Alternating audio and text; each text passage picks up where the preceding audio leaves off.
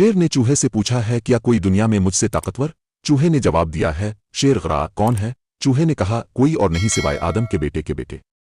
तब शेर ने कहा इसे मुझे दिखाओ। दोनों चल दिए यहां तक कि वो एक छोटे से गांव के नजदीक पहुंच गए। वहां एक किसान अपना खेत जोत रहा था। चूहे ने कहा क्या तुम इस हल चिल्लाते हुए आदमी को देख रहे हो? वो तुमसे ज्यादा ताकतवर है? शेर ने हैरत और हिकारत आमेज लहजे में पूछा। ये? चूहे ने कहा जी हाँ। शेर आदमी के पास गया। आदमी के पीर कपकपाने लगे।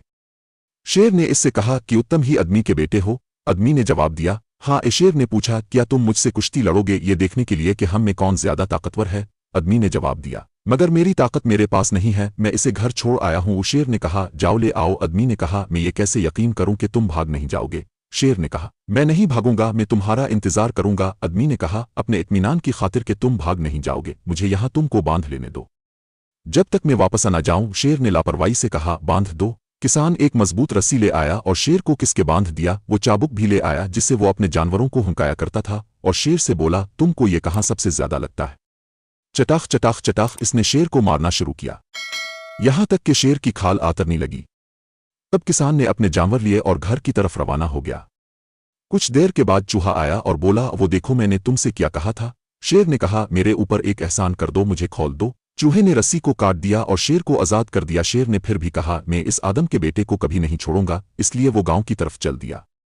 किसान घर के बाहर था और उसने शेर को आते देख लिया। वो अंदर घर की तरफ भागा। इसने अंदर से दरवाजा बंद कर लिया और अपनी बीवी से बोला फातिमा कुछ पानी गर्म करो। शेर आया और अपने सर से दरवाजे को जोर जोर से टुकर मारने लगा यहां तक कि दरवाजा टूटने के करीब हो गया। इस दरमियान पानी भी अलिफाबलिन्नी लगा, इसलिए बीवी इसको घर की छत पर एन शेर के ऊपर ले गई। शेर बस दरवाजा तोड़ने ही वाला था कि शौहर चलाया उंडेल दो इसे फातिमा। गर्म पानी शेर के ऊपर गिरा। इसने शेर की खाल को दोबारा छेल दिया। हमारा दोस्त शेर जितना तेज भाग सकता था भागा। शेर ने किसान को अब भी नहीं छोड़ा। कुछ दिनों बाद शेर फिर खेत की तरफ गया। इस बार उसके साथ इसके रिश्तेदार भी थे। तकरीबन 100 किसान की समझ में नहीं आ रहा था कि क्या करे। वो एक खजूर के पेड़ की तरफ दौड़ा और उस पर चढ़ गया। शेर एक दूसरे की पीठ पर खड़े हो गए यहां तक कि वो इसकी ऊंचाई तक तकरीबन पहुंच गए।